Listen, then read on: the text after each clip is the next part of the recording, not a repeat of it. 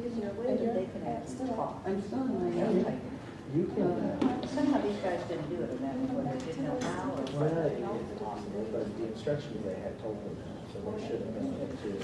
But, a lot of students around the country are talking on this. A good amount of students use it, because I use it for, last Friday, I had a guest lecture, and I had somebody around.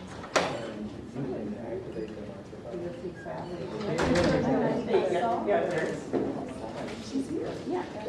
Yeah, we printed another thing, but it's in there, it's on the app, but they had to do a session. Yeah. Well, and that's all the rest of the thing. Michael Dixon. It was delayed 4 hours or something. Oh, was it because of weather? Yeah, there was weather there. Everything is already. I was staying here. Oh, yeah. I just grew up. Yeah. I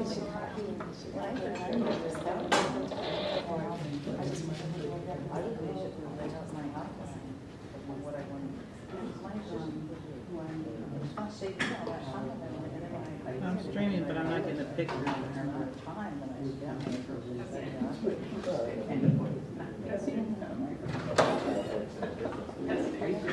Give us time. We're off. What's your thought? Flipping flop? Flop. Is that right?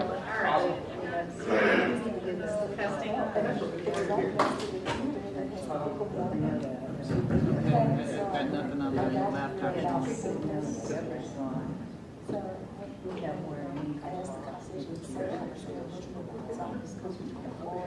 Where are you from? Right here, as a matter of fact.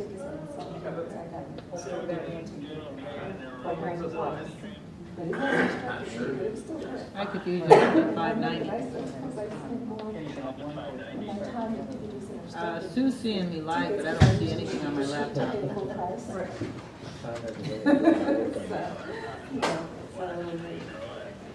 Yeah, when I hit the play button, it's Okay, how are you? Good. Fell asleep during that last one.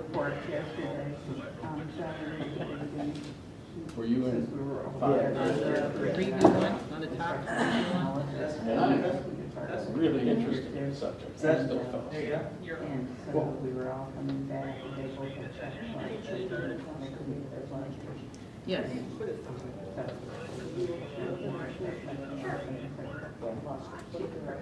Well, last year, I had several. I looked them up last. Yeah, I Okay, so you took the cab, we did take the cab. Okay, I gotta check it out. Not quick months, so we, oh. Yes. What time was this? Okay. Faculty is just not December one. I wish we had an educational technologist. 5:30. And we're able to land it for a while. I'm doing And then we class shut down that. London class, and they actually I saw it because I hate to use school doesn't use Oh, like on. Yeah, it was okay. So they hired this guy. Great. He's bad. You think this is Not only does it technology,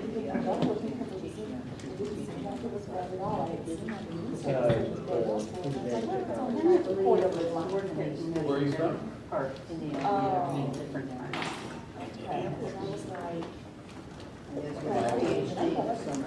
One of my old friends. Who's that? Norma.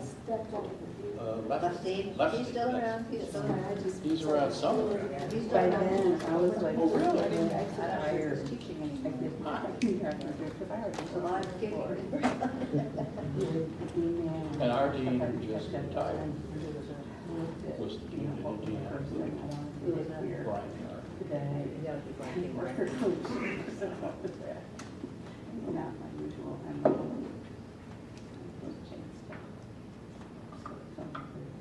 especially something I like. That's fine. A lot of people talk about it. Still fine. Plastics.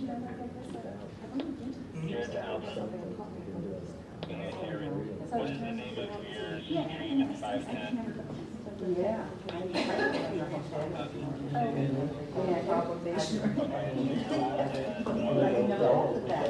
I mean, to me, I should have bought it, and I didn't see it.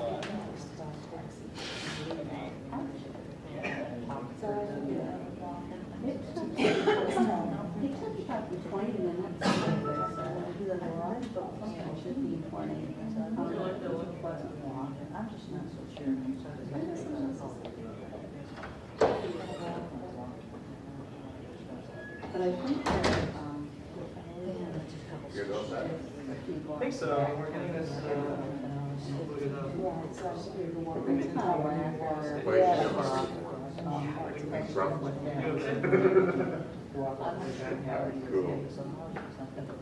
Pretty good at that. I think it works for Karen. Does she keep up with anybody? Yeah, it's just nice.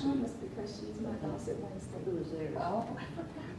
Who was there? Oh, who was there, as I said? Who was there? I thought you had your. No, I was just there with the PD. Well, you know what? Yeah, I used to know this, and when I So last time we saw her was at stay, I was in a regulation, they have to do a contract negotiation. And see, And it and works real well. I think it depends on the class. I think sometimes it's very between skills class, transactional class. Stanley Lang, is he there when you were there? And tax faculty? You know, Stanley said something. Right, that's He was what I talking used to about do. pool day, I think he mentioned. So they think or something. Heard her name in a while.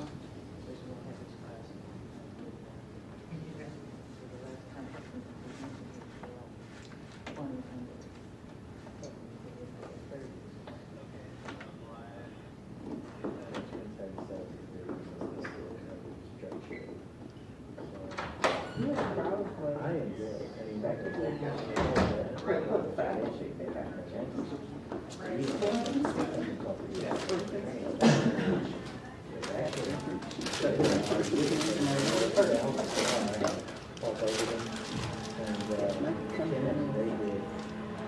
basically a full classroom. It's social, and it's more for years now, because work's done. He's one of the. And that's social, for all these good relationships. So we have to be That's all. Together. He's technically. Get a Everything lesson. is tracked. Yeah, but I think it's good. and he knows the legal part of it very well. But I just know some classes. What is it? Yeah, What's harder to that's- do? Well, I think it's Doesn't an have hour. hard or is it? Yeah. But, And that's what I try to stress. yes, I'm Just because it's really shiny, but I'm not. I did, I was doing technical library, and then And I that's had what we're gonna talk like about. the whole department that was seated by, and then we back to the department.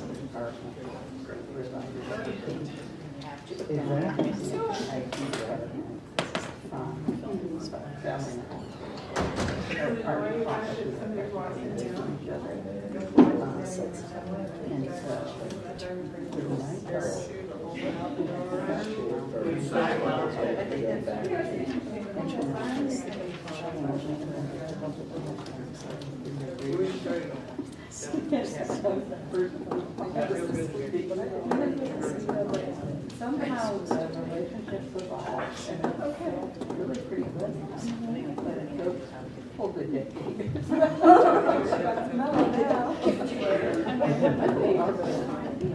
People talk about years have experience or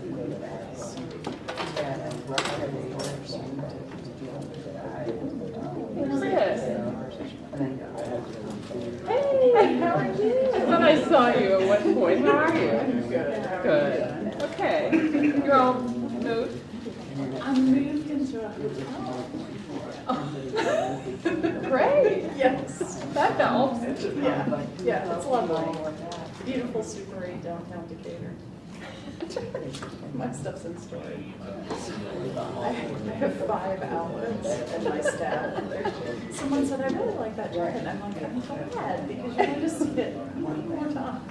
Oh, wow.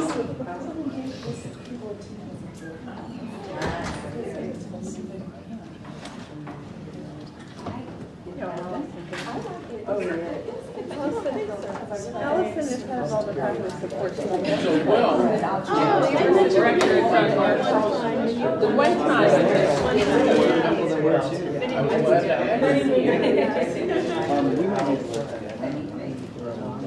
well, Even to watch WNBA.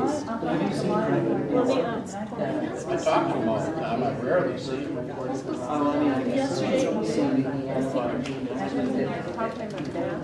He's been traveling. Yeah, yeah. What a great time.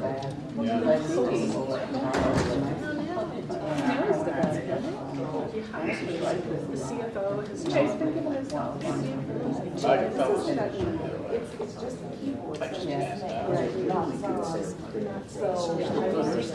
They're doing it. Well, there's so much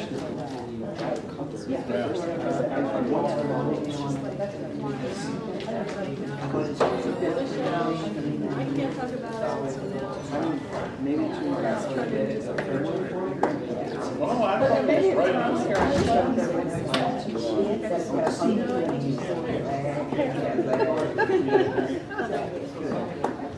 You know, I went to a conference last week.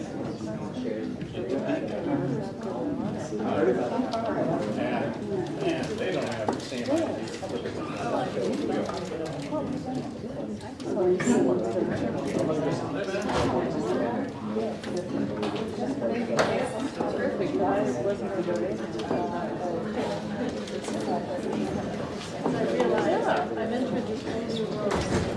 What did they say?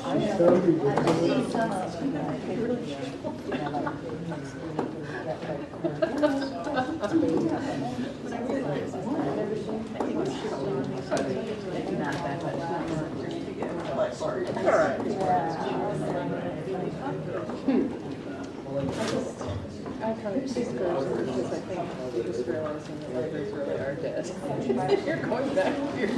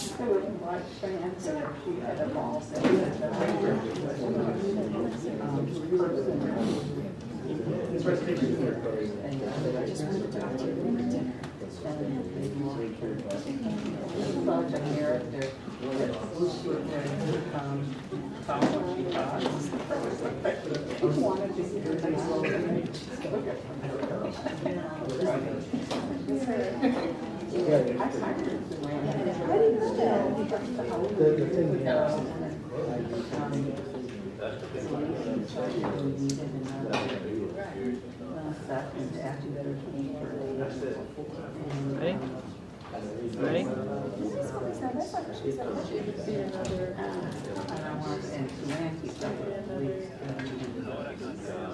think I'm actually hearing more from Suzanne now that she's retired.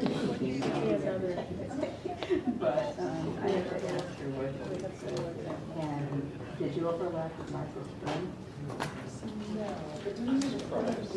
Oh, yeah. Let me know when you're ready. Let me know when you're ready.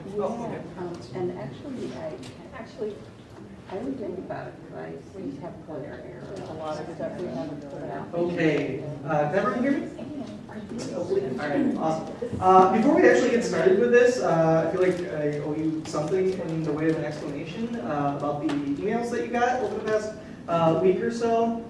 Hopefully the emails themselves were self-explanatory, but just by way of an additional explanation. First one we sent you was just some background information about us, some background readings and whatnot about what we were going to be talking about. And the second one was actually the more important of the two. It was an actual video that laid a lot of the groundwork for what we are going to be talking about here today. So, Did everybody watch the video? yeah, we might as well just do that. Who was able to watch it? I hope everyone. Not. So not every. Raise your hands again. Who watched the videos? Okay, so that's not exactly what we had in mind. We'll improvise, I guess. Yeah, no, it's fine. Okay, I'm Scott Vanderlyn. I'm here from Chicago Kent. I'm a research librarian here. This is my colleague. I'm Claire Willis. I am also a research librarian here at Chicago Kent. And before we actually alienate half the room and have you guys running out, Don't worry, there weren't actually videos for you guys to watch. But we encourage you to, whatever you felt for the last 30 seconds or so, whether you were nervous that you were behind already, right? Some of your peers raised their hands, are they behind? You may have been thinking. Maybe you were angry at us for having the audacity to assign something outside of class for a lecture like this.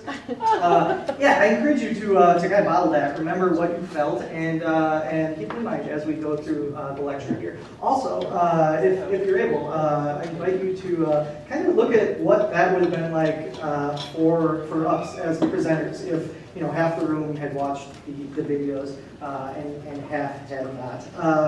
For all intents and purposes, we right here up here today are guest lecturers. You don't have a pre-existing relationship with us. This isn't being taught as part of a course. Although you might think that if you attended the last two flipped classroom sessions, it may as well be part of the course. But for all intents and purposes, you don't know us from Adam or Eve, as it were.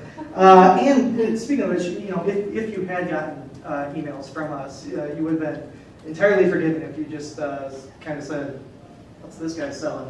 Did it eat?" We wouldn't have expected you to actually watch those videos. And we don't actually have your email addresses. We're not the NSA. Nervous screenshot. Okay, so at this point, at this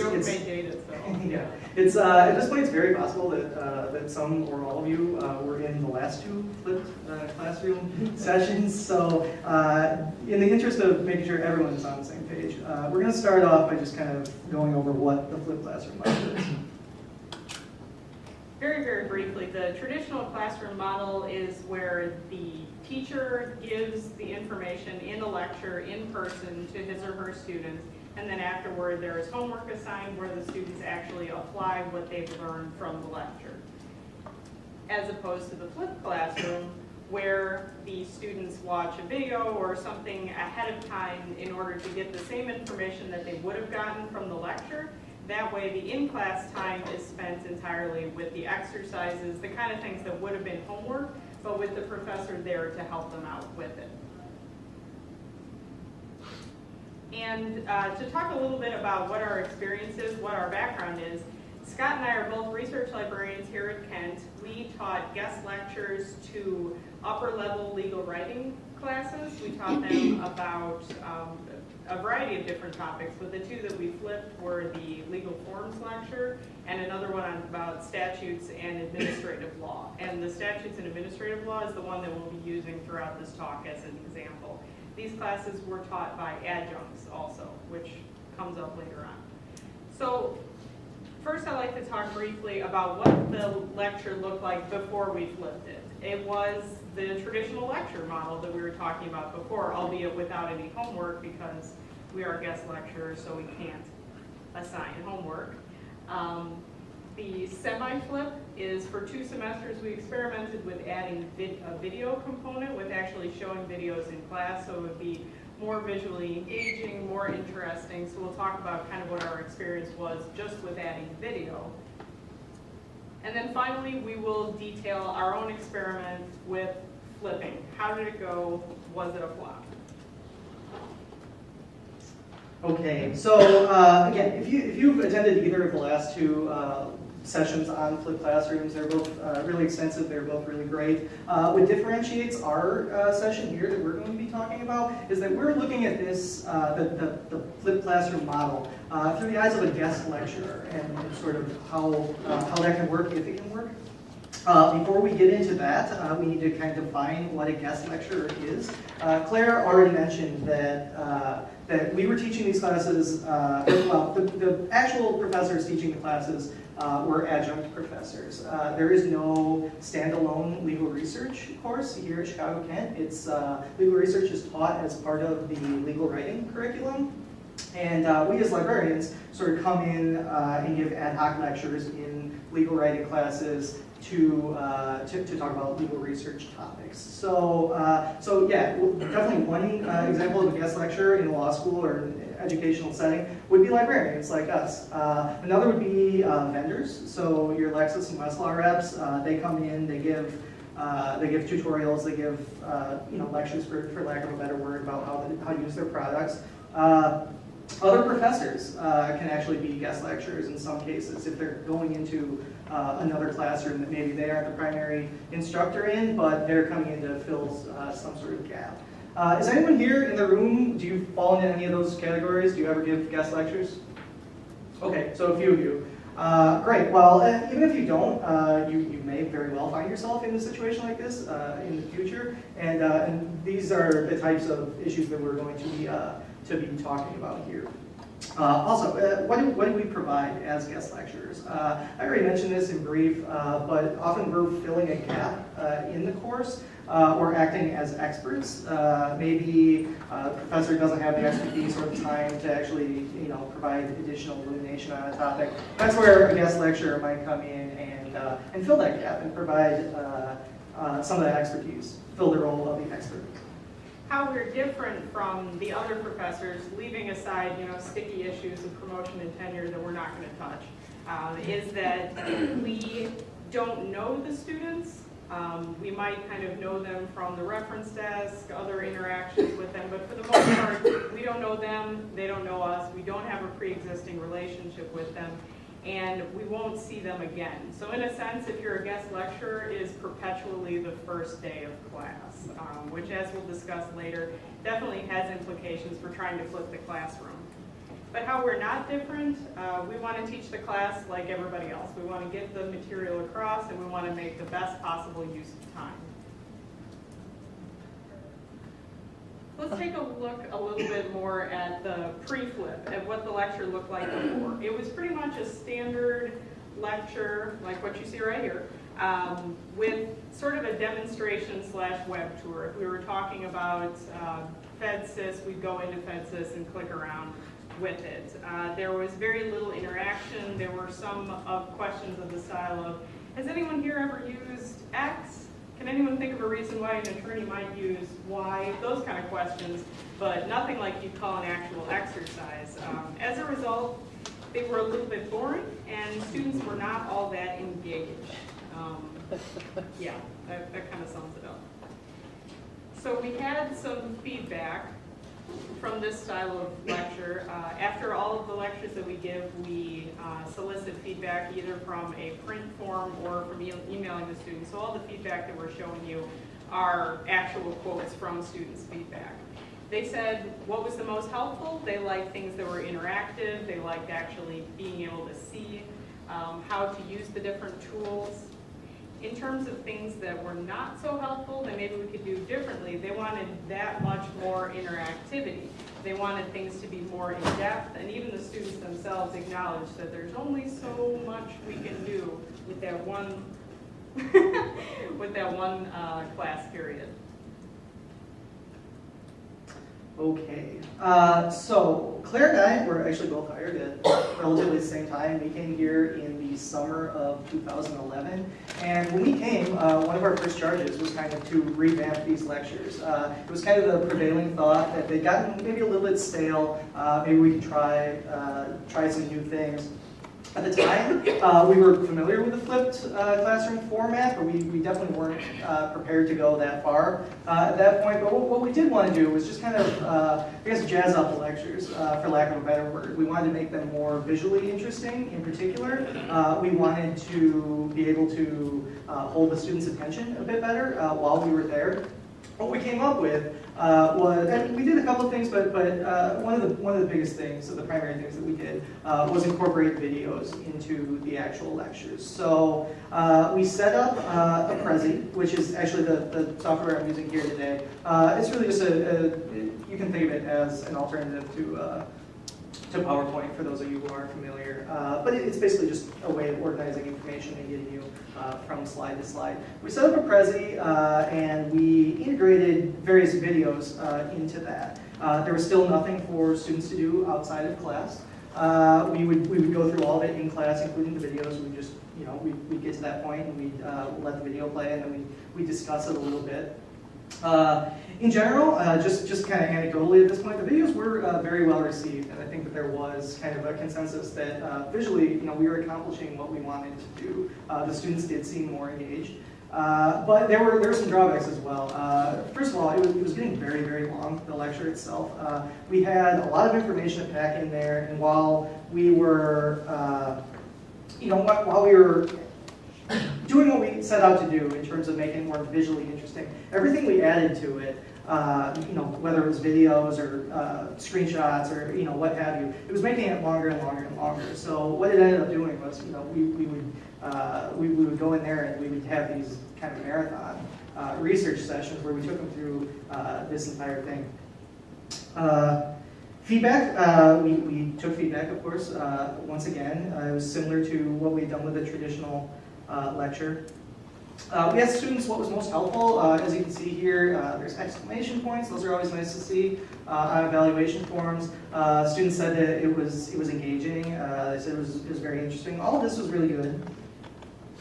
What can we do differently, though? We kind of saw time and time again that what students were saying was that they didn't like that it wasn't very interactive. And there were a couple of reasons for that. One of it was like I said, just the length alone.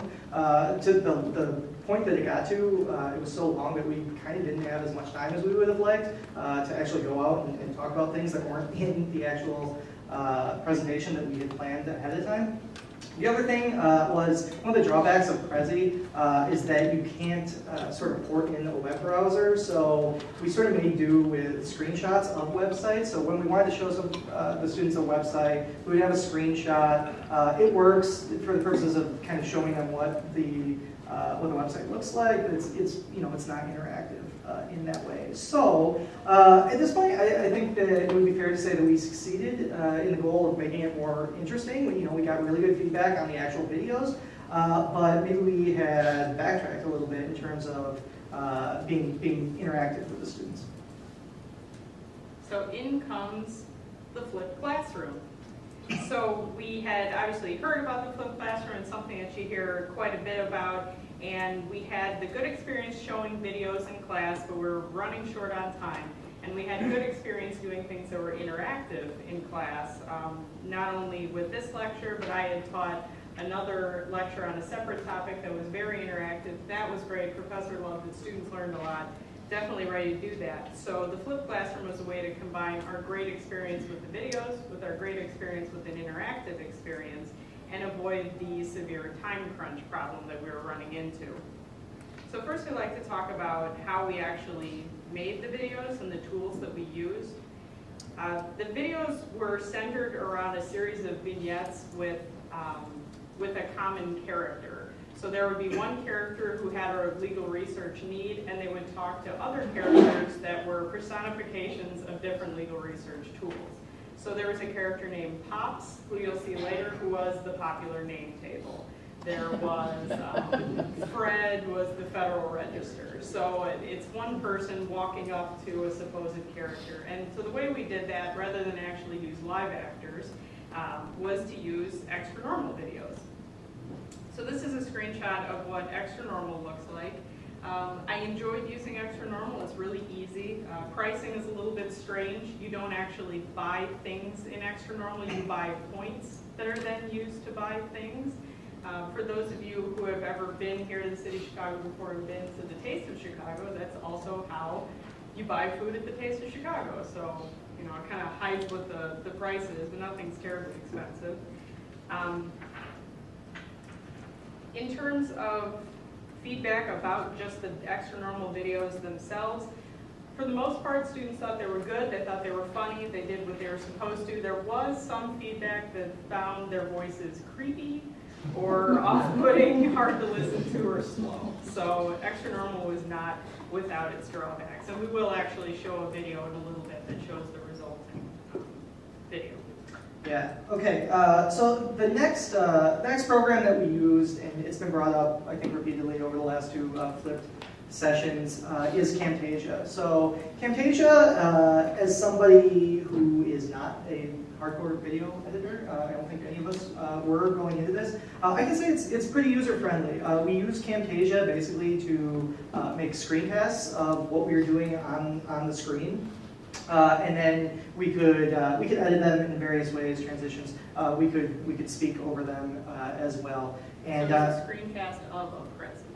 yeah, well, you're right, which is the third program that we use. I mentioned that we used it in the semi-flip. We continued that into the flipped classroom. And as a matter of fact, the full flipped classroom actually ended up being essentially a video of a kind of a tighter, trimmed down version of what we were doing already in the semi-flip. We basically took a video of it, transported it out of class, and then of course with the hope of then doing exercises and more hands-on activity in class. But yeah, Prezi, which at this point you're all familiar with if you weren't previously, was the third thing that we use. Okay, so we keep Excuse me. promising this? Yeah. Were you using Camtasia with Prezi? Yeah. Okay. So this is essentially what we did. We used Prezi just as a presentation tool, just as you would PowerPoint or what have you. We embedded screencasts. We embedded extra normal videos within that Prezi. Then we used Camtasia to basically take a screencast of us going through the entire presentation ahead of time. With the narration done there in Camtasia. Yeah, but so yeah, I think in most cases we tried to do it concurrently, do the narration live. If we mess it up, if we wanted to go back and do it over, it's very easy to do in Camtasia to dub over. Okay, so yeah, so we keep promising you that we'll show you a little bit of what it looked like. We're not going to have you watch the entire thing, but we'll show you just kind of the beginning of what we came up with for our flipped classroom. Hello, my name is Scott Vanderlyn, and I am a research librarian at Chicago Kent College of Law. In this video, I will discuss the basics of researching statutory law through the use of an often overlooked statutory finding tool, the popular name table. I will also explain the difference between two official sources of statutory law, statutes at large and the U.S. Code. To help me with this process, I will introduce you to several characters. The first character you will need to get to know will be POPs.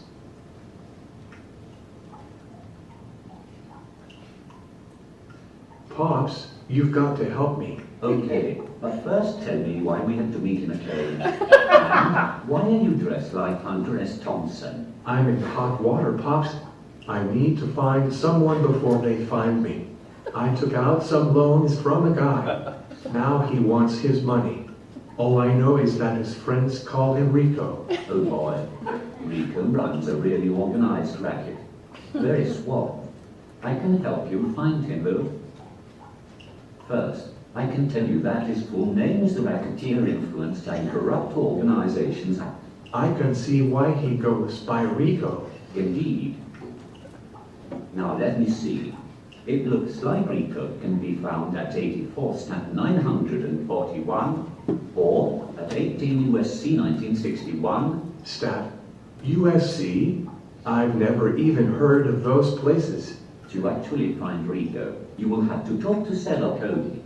The only thing I can do is point you in the right direction. Okay, great. This is just great. I have another important question. I need to know about the Patriot Act. The Patriot Act? No problem. 115 Stat 272. No. Stop. You did not let me finish. I need to know about the Patriot actor who played Colonel Chavington. That dude is in everything, but I can never remember his name.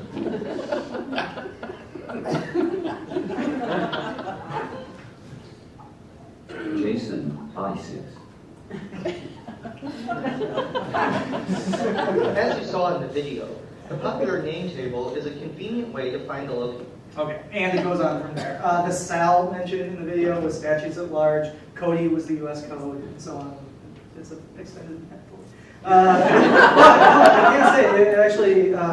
We'll see in the feedback a little bit later. But the videos themselves, students generally like them quite a bit. So finally, was it a flop? So let's talk a little bit about some of the trouble that we ran into related pretty much to being a guest lecturer. First of all, the way that we alerted the students about the video and told them they had to watch it was just by sending them an email to the class distribution list included in the network and copying their professor on it as well. They didn't know us. We had to kind of break through the ice and get them to watch it just in that one video. What was their subject line? That is something we'll get to because it was Be up here with us. definitely. In terms of how soon, yeah, you'll see right there, important information. There's kind of a frantic tone to these emails at some point. So we tried messing with the subject line a little bit using all caps. This is one of Scott's emails. You'll see here it has an entire paragraph saying, no, seriously guys, it's going to be really good. And then in my email, I even included one little thing in brackets so that if they're using Gmail with the preview view, something that said this email contains videos would be right there at the front. So in terms of how soon to send out the video, about a week in advance got the best compliance in terms of if I sent it out the day of or the day before. If I asked the class who watched the videos, it would be maybe 20% of the class or so. So a week ahead of time was good. And we ran into all the problems that are involved whenever you try to email students. They don't all check their school email, or they don't all check it very often. Well, I mean, yeah, you guys at the very beginning of this, you know, and there was kind of a murmur of frantic. Where did you send it? Maybe my spam folder. I don't know. And like I said, you know, a lot of them didn't have relationships with us, so even if they got it, a lot of times they were like, who's this person sending me homework, right? Right. How dare you tell me to watch this video?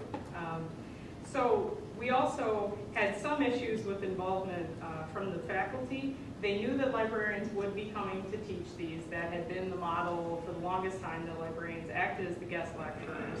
They knew that we were trying something different this time around, but in all honesty, the first time that they actually heard from the person who would be visiting their class and saw the video was when they were copied on the same email that the students got. So that was not perfect. I think we really needed buy-in from them before the students. And as an example of one class where it went very well, I sent the video out a week ahead of time, like I said, that being the best way to do it. The professor emailed me back and said, yeah, I'm not going to be able to make it to class. And I was instantly, my heart fell. I was just thinking, well, this is always the kiss of death when the professor doesn't come to the class. This is going to be awful. But I emailed him back and said, that's fine. Go ahead, you do what you have to do. He wound up sending out an email to his class saying, I'm not going to be there, but this is very important. It is vital for what you're going to be doing in our class as an attorney. Gives this whole pay attention to Claire, Claire is important thing. When I came into that class, I asked how many people had watched the video. Everybody's hand shot up. Everyone was on the same page. So having the buy-in from the professor, having them hear from the professor how important it was, really made a difference, which points out the importance of forming a relationship with them, which can admittedly be difficult with adjunct faculty. They're not in the building. We don't have anything like a liaison relationship with them. And like with the students, they don't always necessarily check their school assigned email address, and we don't always have their other email address. Okay, so what was our actual experience when we came into these classes? There are basically three possibilities, and trust me, we saw all of them throughout the semester. The first, the best, obviously, is that everybody watched the videos.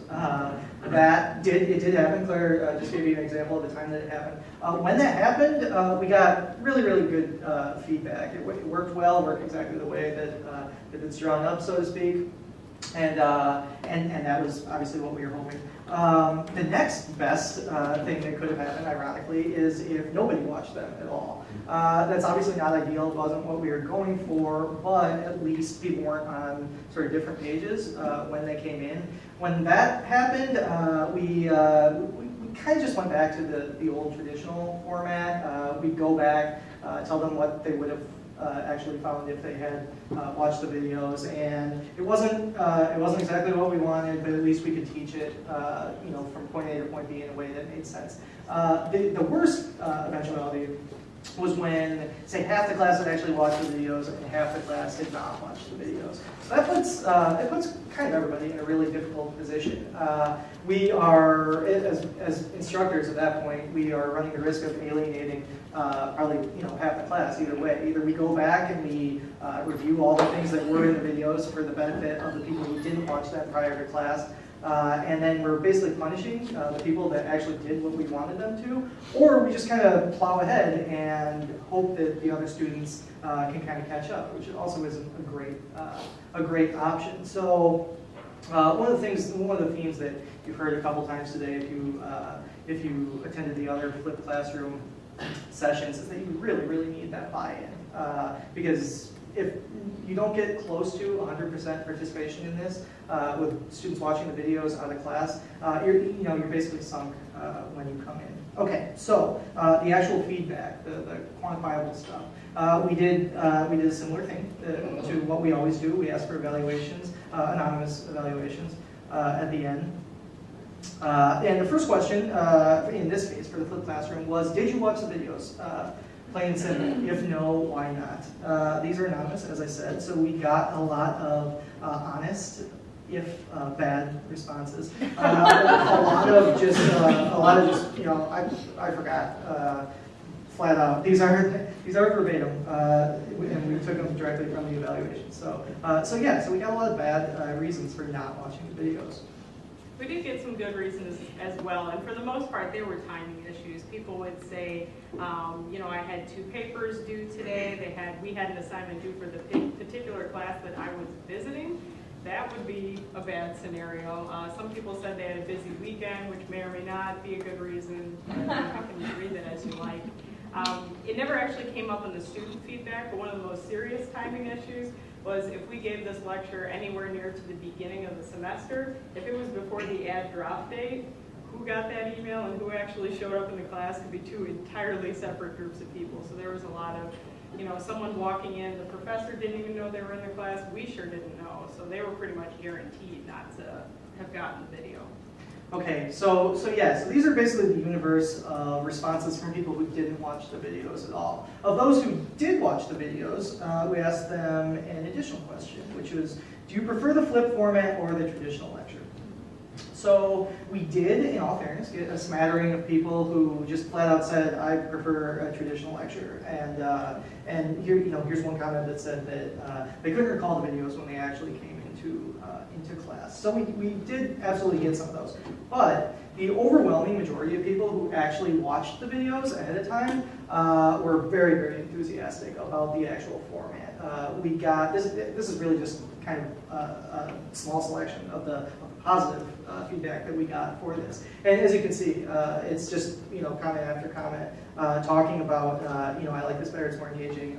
It allows for participation, which obviously is precisely what we were going for, more efficient use of time, et cetera, et cetera. So exactly, what we were hoping for, we did accomplish with the people who did watch the videos. So I said, I'm sorry, go ahead. You may have said this, sorry if you did. How long was the video? There were 2 videos that were 10 minutes each, one for statutes and one for administrative law, about 10 minutes. Yeah, they were both in that range. So I said at the beginning of this section that we had the videos that we liked, and we also had the interactivity, which we liked, but we had the time crunch. So did the flipped classroom actually solve these problems? To the extent that it allowed us to get past all the initial song and dance of the lecture and get straight to the exercises, absolutely it worked. If we were actually able to not have to repeat ourselves because people didn't watch the videos or because they didn't comprehend the videos, we got to those exercises and it was great. Including the exercises, got excellent feedback, and it was more interactive. So to that extent, it was a success. We flipped it all the way over, unlike this guy.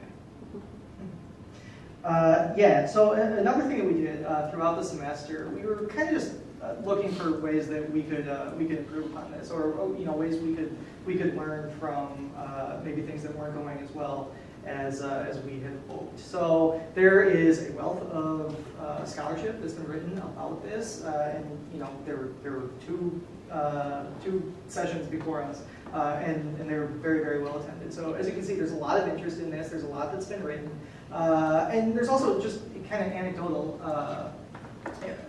data out there about how this is working for different people. Claire and I went to a talk given by a professor on our parent institution's main campus, the Illinois Institute of Technology, and he's a computer science professor. He's been doing this for the last couple of years. Yeah. So he has quite a bit of experience with the flipped classroom format. And he said a lot of things that made a lot of sense, but for our purposes here, what resonated the most was someone asked him, do you use, Claire asked him, anticipating this talk, Claire asked him, do you ever use this on the first day of class? And it was actually pretty funny. He kind of answered that like it was self-evident. He was like, well, no, that would never work. I don't have a relationship with these people. They don't know what we're trying to do with this. They're not, familiar with the format. So it takes a class or two, in most cases, to kind of explain the format to them, explain what he expects out of them, explain that these videos are going to be very, very important, and basically get that buy-in. As Claire mentioned towards the beginning of this, as guest lecturers, every class that we teach is essentially the first day of the semester. So that's a huge hurdle for us, and something that doctrinal courses or semester-long skills courses don't have to deal with. So it's June right now. We are facing the fall semester coming up. So what are our thoughts going forward as we continue with this, and what's kind of our advice for the crowd? The first thing that I'm sure I'm going to say is that you have to pair up with the real professor, with the class's actual professor, get buy-in from them. One student on their feedback form actually suggested that we should have the professor contact the class themselves in a separate email, which I think is a great idea. The professor has so much of a bully pulpit that a guest lecturer does not have. They can send an email that will come from their professor, something that they'll recognize. They can include watching the assignment on an assignment list, mention it on TWEN. The 1 o'clock flipped classroom session mentioned that they would actually grade assignments that were meant to test whether or not people have watched the videos. That's something we can't dream of doing, but that the actual professor can. The other thing is that if you're going to do it, the videos have to go out at least a week in advance. One last thing to keep in mind, kind of the hope, the expectation from a lot of scholars, is that as there is more interest in the flipped classroom model, as future generations, I guess, come up with the idea of flipped classrooms in mind, a lot of this will kind of work itself out. Students will be more, they'll have gotten videos out of class, and they'll be more familiar with the idea of watching something before coming to class. That when they do get an email like the ones that we sent out, it'll be more familiar to them. So some of this stuff will actually work itself out. All of this, though, goes back to the idea of you absolutely have to get buy-in, as close to 100% as possible. If you don't, the potential is there for a flop. Okay, so at this point, we're going to open it up. We've got quite a bit of time, actually. We're going to open this up for questions or even suggestions. So if you guys have done something similar to what we did, we'd love to hear about what worked or didn't work for you, or if you've just kind of picked up something throughout the day that could be of use to us. We want to hear about it. Or you can just grill us.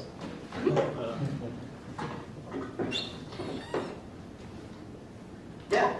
I noticed that when we were watching the video, there was a little YouTube mark on the bottom. So are all your videos posted to YouTube then?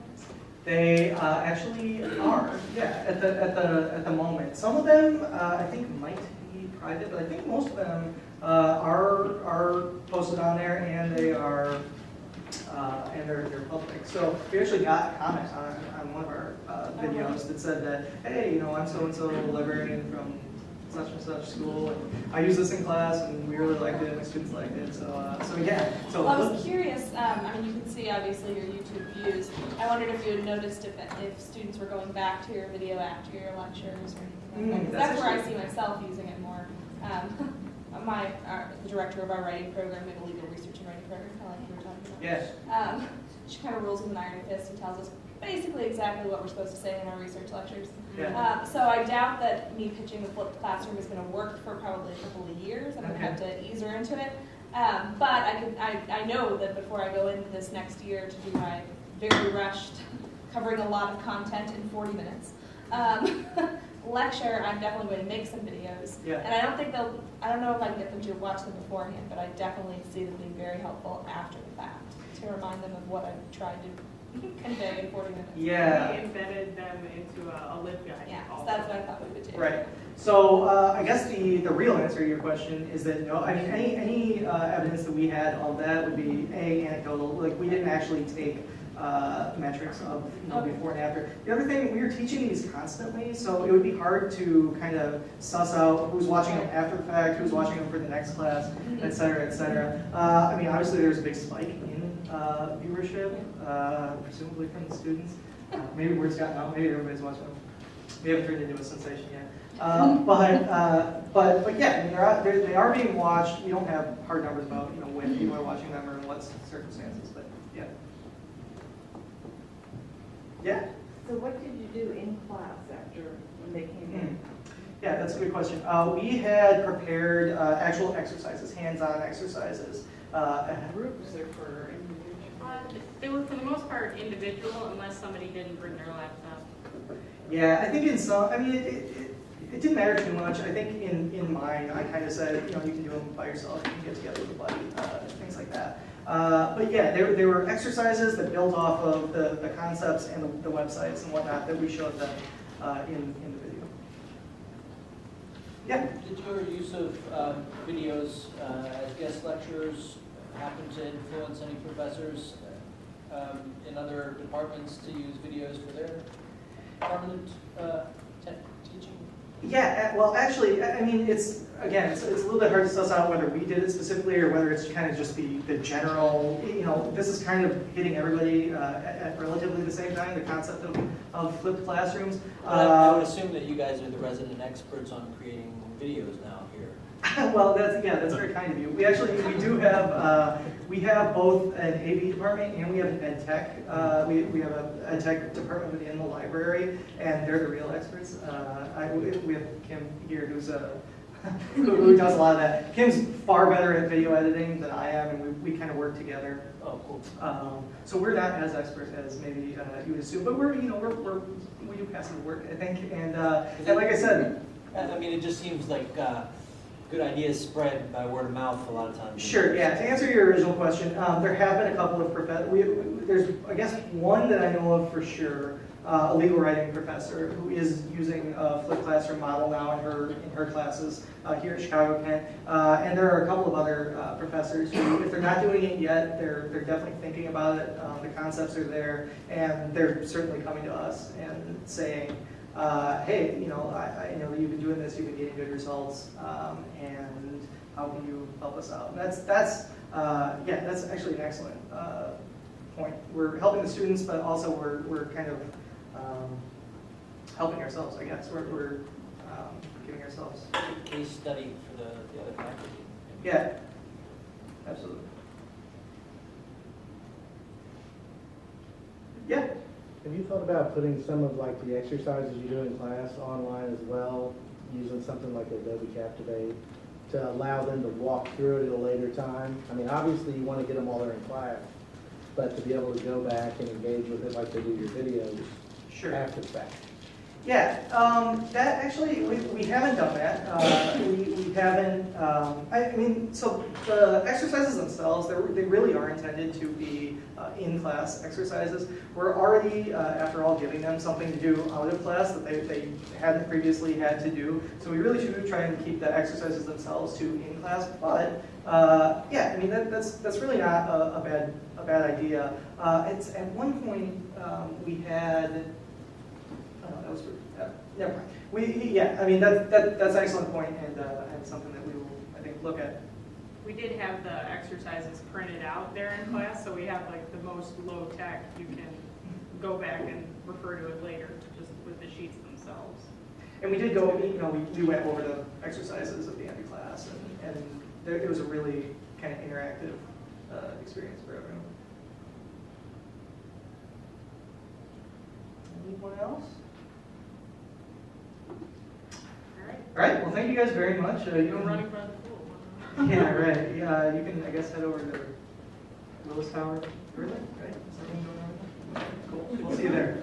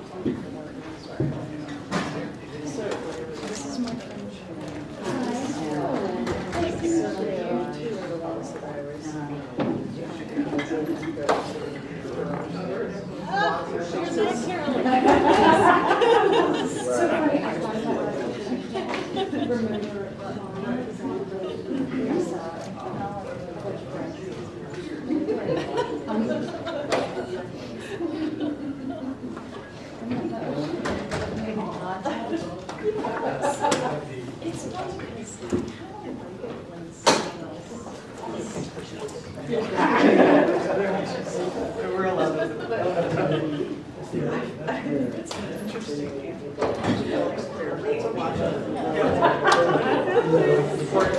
It's a good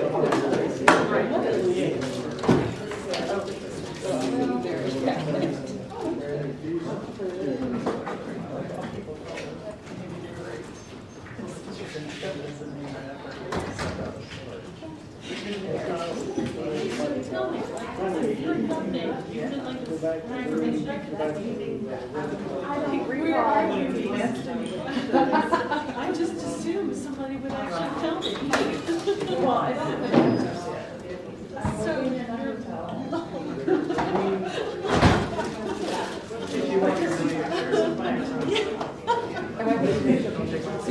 No, no. Wait, so you have a house? So I bought a tear down and rebuild.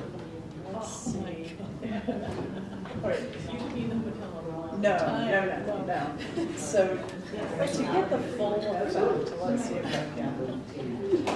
Start at the beginning. Start at the beginning. What you bought? What I bought. I sent this picture to my sister, who showed it to my nephew, who apparently started crying and said, I just can't live in that. So, it's a reckless idea. You're looking for concepts? How you would do it? I just want to see you say that. I would say that, as we said, I think this cardinal rule of this. And doesn't really. So, but we have to see what it started. Yeah. Get that right. Because that's most, just get that. This is an indicator. Students. Correct. In this case, I was thinking about what you might So- do to person who's I mean, you're the one who's doing it, so you don't So this is the gaming. And I just need just for like,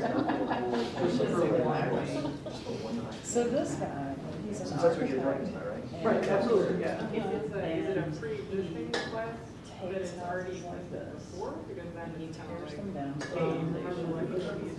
like Like that. What I'm thinking is the investment Builds fund a is house along probably the foundation. Specific to the site. So this one is in. So there's nothing left. The foundation. Yeah. So this is one, this is the first one. Normally he sells them at this point. Yeah, the upfront cost, I would say, is. So, but I saw this plan. Especially if and you're I really really like, liked it. definitely I was like, I want this. I would have bought it if I didn't know. The upfront cost in terms I of. don't want to sell it. So, I know you're This, specifically saying it wouldn't be throughout the course, but maybe use it next year. maybe. so this is mine. Like, once you've got that, It's not completely, then you but this is can pretty work on close. it. Yeah, they've done, the battens will be good. someone to to solve class. for you that first time. And then let me. It would help if you've got someone who's So this way someone The can try. interior shots. yeah, if you've got somebody who's really adept at doing that, I think we actually mentioned Almost 2 weeks ago now, so it's actually. that we went and saw it in Austin with the computer science professor, and he said that over time he got really good at it. He could just kind of knock them out. So. Really quickly. Sitting in But the for us, you know, so up a clock and you know, there were definitely very. So this is the dining room. He tries to save one. Yeah, yeah, I've heard that. So he saved the mantle. Exactly, Take this he tile actually off said that and he started just speaking extemporaneously instead of trying to set up anything, and This it's is the all because So this is the. No. That's what I said. like those videos better than the ones that are just polished.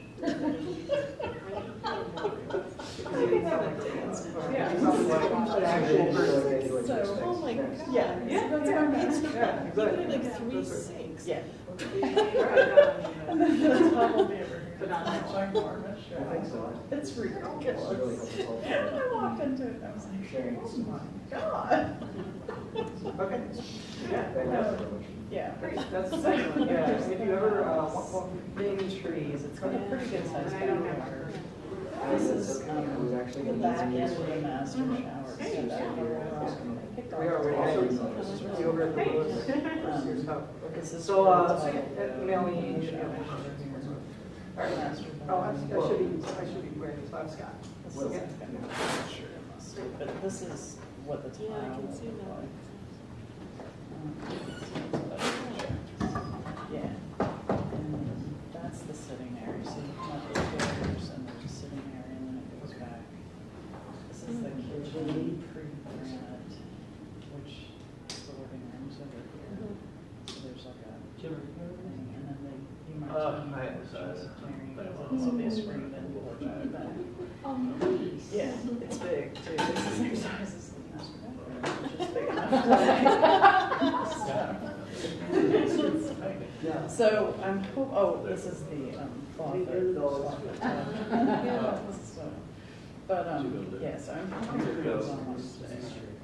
So that's really nice. Well, yes, but then there's.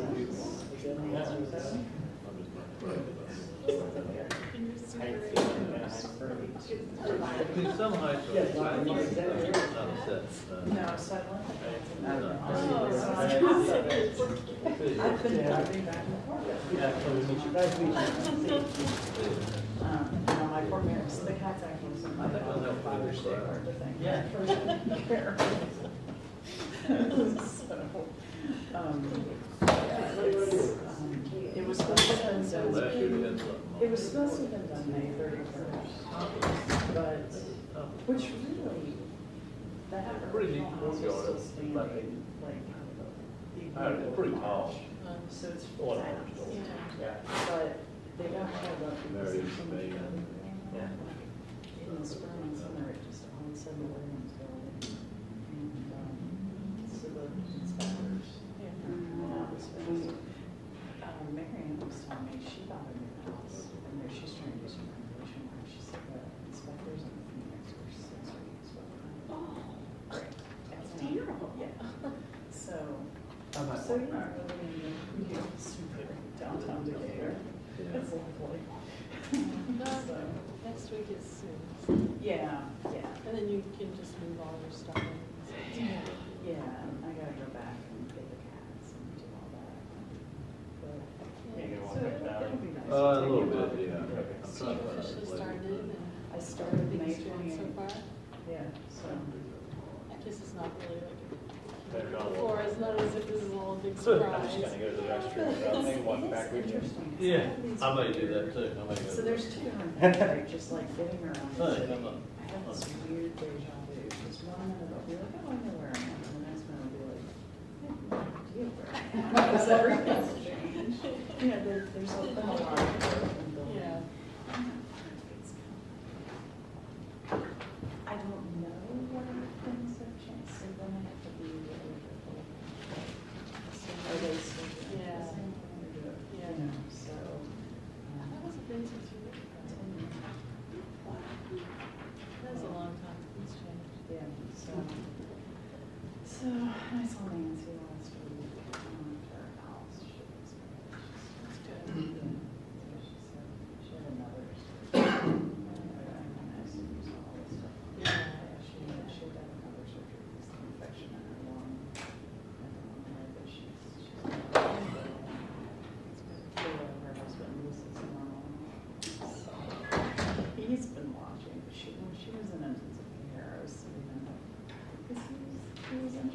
was down there while she was in the hospital. So I sent him a picture because he was interested, so I've kind of been sending him pictures of things when he driving around the house and like stopping and talking to them. It's really cute. He's the funniest guy, he's so sweet.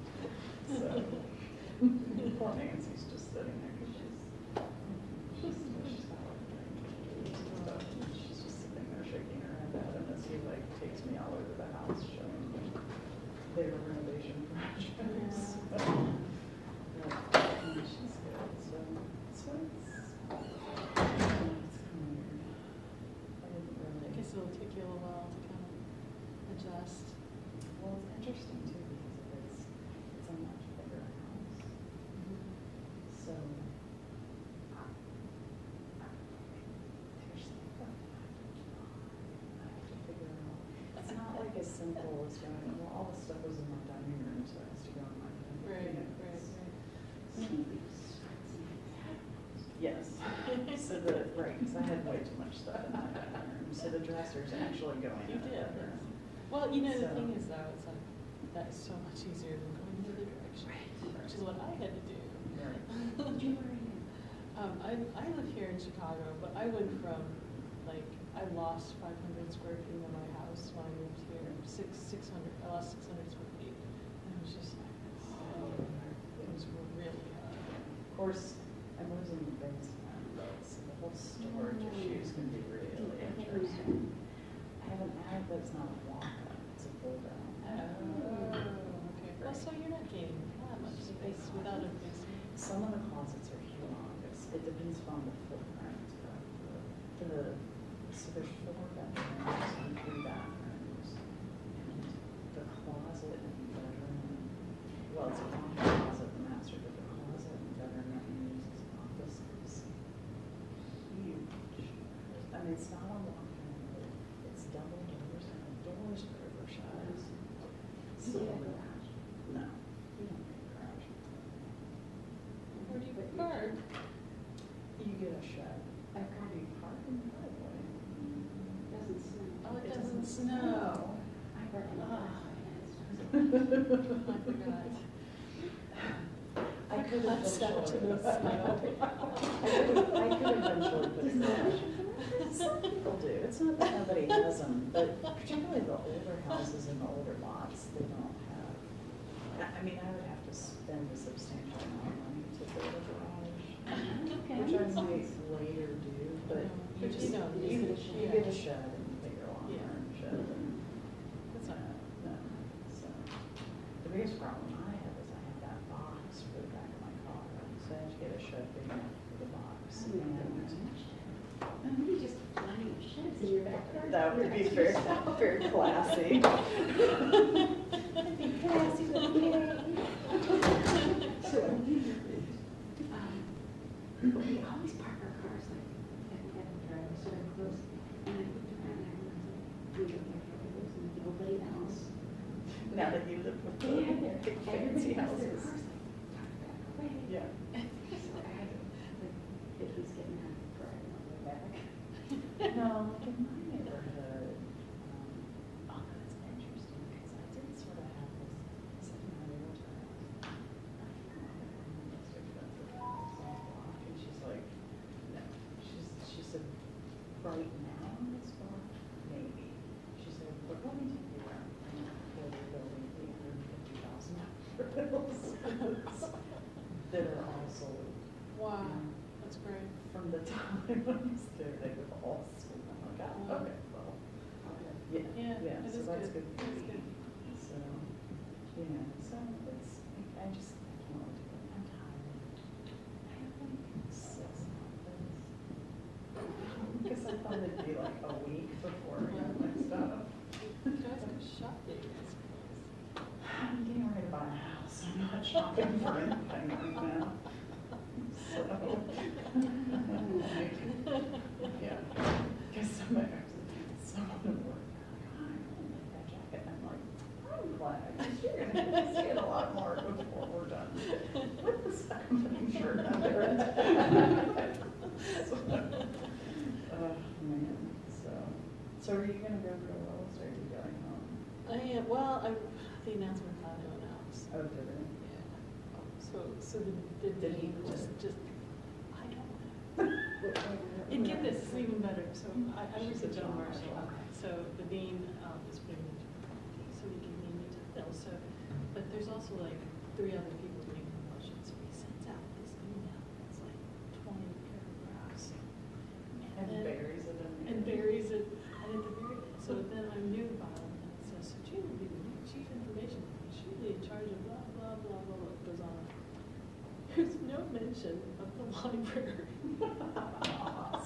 I'm thinking, people are going to read this and think that I'm no longer in charge of the library. This is going to be really weird. And then, of course, it doesn't address whether the guy who is in charge of IT right now, he's sort of quit on Tuesday. We're not sure. And he was supposed to give his final choice today at 10, but I've heard nothing. So I don't know whether I have an IT director working for me or not. Plus, it's a scary position because he has all the passwords. So if he, if he goes rogue on us, they do. So it's a little. I know I saw it. He saw it. I was glad you warned me because I've been avoiding the area because he knows me. So when I saw it on the corner of my eye, he's like grinning at me, and I was just like.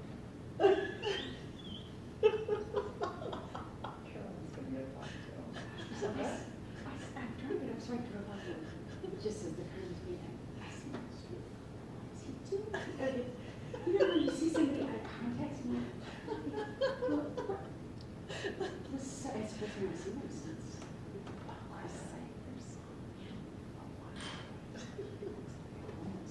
So he really good friends. So if he doesn't look like a homeless person, okay.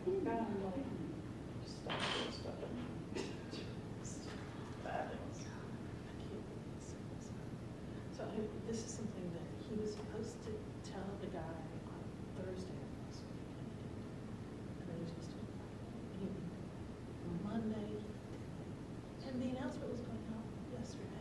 So Tuesday, he does it. He walks into the guy's office, and there's people in the office all the time, and they're both out.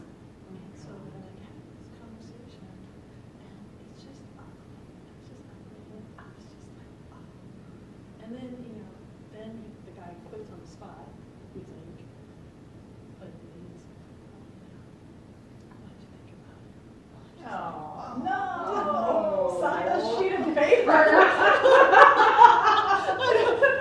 For your convenience, we typed something for you. See, in retrospect, I should have had the letter and given it to him. And then it was just like, so now we've all been literally just waiting. So they just announced, did you get an email? The CFO and I, she's just been like, oh my God, Jude.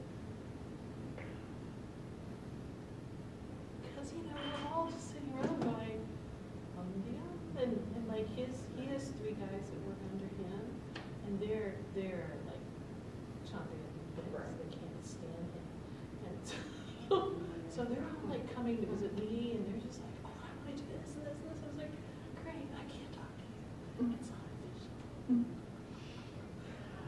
Everybody knows, and because I had taken over, I had earlier taken over a different part of the IT department of student services, ended up having to fire 3 of the 5, and so when this got announced, like the whole IT team thought I was going to reorganize all of them again, so they're all looking around going, she's going to fire us. And when I'm kidding, he's just like, well, we're all afraid to reorganize, it's just like you do Mike Curlin. He was like, tell me something, do you think you were anywhere near as incompetent as Mike was?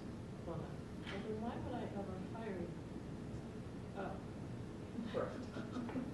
Minor details. I don't know. People forget that. They do. It's just like, really? Everybody